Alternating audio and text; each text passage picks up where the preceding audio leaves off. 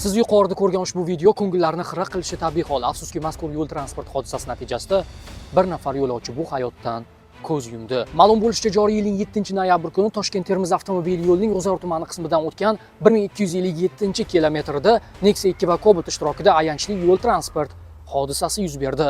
Natijada yo'lovchilardan biri voqea joyida vafot etdi. Qashqadaryo viloyati Sog'liqni saqlash boshqarmasi mas'ul xodimi mazkur voqea oqibatida shifoxonaga tushgan bemorlarning holati haqida ma'lumot berdi. Hodisa oqibatida jabrlangan 5 nafar bemor tez tibbiy yordam brigadasi tomonidan soat 17:45larda G'uzor tuman tibbiyot birlashmasidagi markazga olib kelingan. Og'ir tan jarohatlari sababli Surxondaryo viloyatida doimiy ro'yxatda turgan 1984, 1986 va 2022 yilda tug'ilgan 3 nafar bemorning ahvoli og'ir deb baholanib, reanimatsiya bo'limida davo muolajalari olib borilmoqda.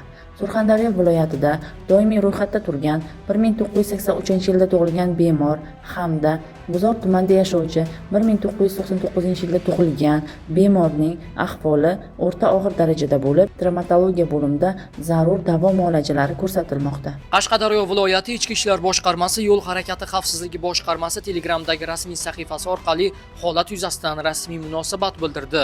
Unda aytilishicha, hozirda voqea bo'yicha G'uzor tumani Ichki ishlar bo'limi tergov bo'limi tomonidan O'zbekiston Respublikasi Jinoyat kodeksining 266-moddasi bilan jinoyat ishi qo'zg'atilib, tergov harakatlari olib borilmoqda. Biz shu o'rinda voqea oqibatida halok bo'lgan yo'lovchining yaqinlariga chuqur hamdardlik bildiramiz. Hurmatli haydovchilar, yo'llarda harakatlanishda doim hushyor bo'ling. Qoidalarga esa amal qilishni unutmang.